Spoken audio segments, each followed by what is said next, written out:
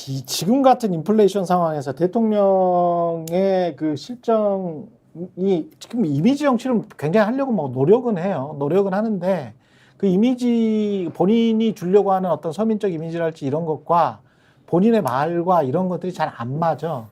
이것도 이제 어디 시장 가가지고 이 먼 게 보니까 이제 소주 한 병 생각난다. 뭐 이런 이야기 자체가 지금 같이 경제가 안 좋고 인플레이션 물가가 안 좋은 상황에서 이 양반은 머릿속에 그냥 술 생각밖에 안 하는구나. 그런 이미지를 줄 수가 있잖아요. 속 편해 보이죠. 그래서 예. 되게 속 편해 보이잖아요. 공감 느껴 상황 파악을 못 하는 거죠. 지금 다들 심각하잖아요. 그렇죠. 물가고에 다 이거 뭐 피곤하고 힘들고 피곤한데 네. 아니 대통령 어디 가서 어이구 소주 있으면 좋겠라고 농담도 할 수 있어요. 네. 유머를 할 수 있죠. 근데 지금 그 상황이 아니란 말이야. 그런 시점이 지금. 아니에요. 네. 거 가서는 지금 아이고 요새 그 좀 장사는 잘 되나요? 물가 때문에 뭐 다 힘들어. 그 얘기 해야 된다. 야 안주 좋다야. 야 소주. 이러면 국민들 염장질하는 거죠. 예. 그리고 요전에 뭐 어디죠? 대파. 그때도 대파 파도 막 나는데 가서 그때 그 국민들이 화가 난 게 뭐냐면은 대파 값을 몰라서가 아니라 저 양반 생각이 있는 거야? 그렇지. 도대체 뭘 생각이 있는 거야? 이래서 화가 났던 거거든요. 네. 자, 거꾸로 올라가면 우리 윤석열 대통령 어떻게 보면 뭐 말을 굉장히 즉흥적으로 하시는 분 같아요. 말도 많고. 네. 그 예전에 명언도 남겼죠. 뭐냐면 나는 사람에게 충성하지 않는다. 검사가 수사권으로 장난치면 그 깡패지 뭐 이런 명언을 남겼잖아요. 그 두 마디의 말로 대통령까지 된 어떻게 보면 굉장히 억수로 운이 좋은 분입니다. 굉장히 운 좋죠. 굉장히 운 좋은 분이에요. 예. 그 두 마디 말로 대통령까지 올랐으니까. 반면에 내뱉은 말로 지금 계속 곤고한 처지를 몰리는 게 첫 번째가 바이든 난리맨이에요.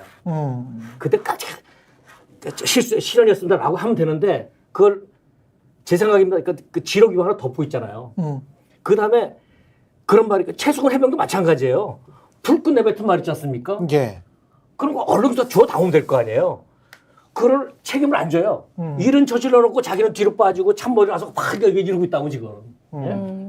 아니 대통령께서 지금 먼게 보면은 뭐 소주 한 잔 생각 날 수는 있어요. 그 자연스러운 사람이. 예. 근데 그 말에 사실 민주당도 그 논평도 하고 대변인도 언급하고 그랬지 않습니까? 근데 그렇게까지 했던 이유가 사실은 얼마 전에 전세 사기 피해자 중에서 8번째 네. 희생자가 나왔습니다. 그 내일 대통령실 앞까지 이제 전세 사기 피해자 희생자 추모 행진이 또 있거든요. 그럴 정도로 지금 이 서민들의 삶이 너무나도 팍팍하고 살기가 정말 쉽지가 않아요. 상황이 그렇게 먼게 보면 소주 한 잔 생각나야 되는 상황은 그럴 아닌 여유가 것 없단 같아요. 말이에요, 국민은 그래서 지금. 그걸 보고 이렇게까지 분노하는 국민들의 좀 민심을 용산에서 꼭 알아야 될 것 같습니다. 저는 저 일정이 사실 잘 이해가 안 돼요. 아까도 좀 말씀드렸는데 왜 시장? 저걸 왜 하는 거죠? 그러니까 이해가 안 돼요, 사실. 그리고 이 사람들은 국민들을 대통령의 이렇게 멍게 먹고 뭐 소주 먹고 그러면은 그냥 얼렁뚱땅 다 이렇게 좋아해 줄 사람들로 생각을 하나 봐. 그러니까 문제 해결의 유일한 해법이 시장 가는 거야. 네. 대통령의 진심은 느낄 수가 있었습니다. 그 음식과 술에 대한. 저는 그래. 그건 정말 계속해서 확인된다는 네. 게 아니 사람이 멍게는 소주야. 그러니까 그걸 딱 보자마자 아니 그걸 멍게는 소주야. 보자마자 딱 네. 그 자연스럽게 그루브가 나온 거잖아요. 그게 파블로프의 개 같은 거예요. 딱 보자마자 네. 아 이건 소주 한 병 있으면 딱 되는데 침 근데 흘리는 거야. 아니, 정치면. 마음은 그게, 이해해요. 네, 예. 진심이라는 건 알겠는데 네. 근데 애초에 저기 가기 전에 청계천 갔다가 영천시장 갔다가 요 일정이었던 거잖아요. 네. 그게 기자회견하고 나서 이제 윤석열이 이 사람들과 소통한다. 직접 국민들의 목소리를 듣는다. 왜냐하면 대체적으로 이 권력 가진 사람들이 다른 제도적으로 잘 안 풀리면 그러니까 국회에서 우리가 소수고 뭔가 하려는데 잘 안 되고 이러면은 국민의 기대는 그런 흐름들이 있잖아요. 원래 라디오 연설을 하기도 하고 그렇죠. 갑자기 뭘 하기도 하고 그런 걸로 가려는 건데 근데 그런 걸 하더라도 뭔가 맥락이 있고 설명이 되는 일정을 짜야 되는 거 아닙니까? 난 변하기로 했어라고 해서 예를 들면 아까 좀 한 얘기지만 AI 관련 기술을 개발하는 그런 회사에 가서 이 서울의 광화문 어디에 있는 회사에 가가지고 제가 R&D에서 막 삭감했는데 제가 보니까 큰 잘못을 했던 것 같습니다. 한번 말씀 좀 주십시오. 라인이나 잘 풀어. 그러니까 좀 AI 공격하지 말고. 이렇게 해서 했으면 예. 변하나 보다 하는 얘기를 그래도 조금 쓸 수 있을 거예요. 근데 청계천에 가서 갑자기 대통령 일정이 갑자기 나타나서 청계천에 가서 시민들의 뭐 얘기를 들었다고 그러는데 시민들이 점심 식사를 하면서 뭐 점심 가격이 비싸요 이랬는지는 모르겠으나 그 길 듣고 영천시장에 가서 저 수산물들의 가격을 체크하면 그게 뭐가 어떤 실질적인 무슨 통계로 잡히는 건가요? 더 웃긴 건 뭔지 아세요? 저 자리에 민정수석을 대동했습니다. 민심을 청취해야 된다. 민정수석. 검사 출신 민정수석이 민심을 청취하기 위해서는 영천시장에 가야 된다. 그게 민정수석이 할 일인가요? 그리고 이런 것들을 봤을 때 이 일정은 이상한 일정이다. 굉장히 이것은 아니하고 상당히 전문적이지 못한 전문적이지 못한 그러한 일정이다. 딱 한마디만 되게 게을러요. 딱 한마디만 하자면 이게 10초만. 대통령님 시장 가지 마세요. 돌아다니지 마시고 공부하세요. 공부하시고 전문가 만나세요. 네. 대통령실에서.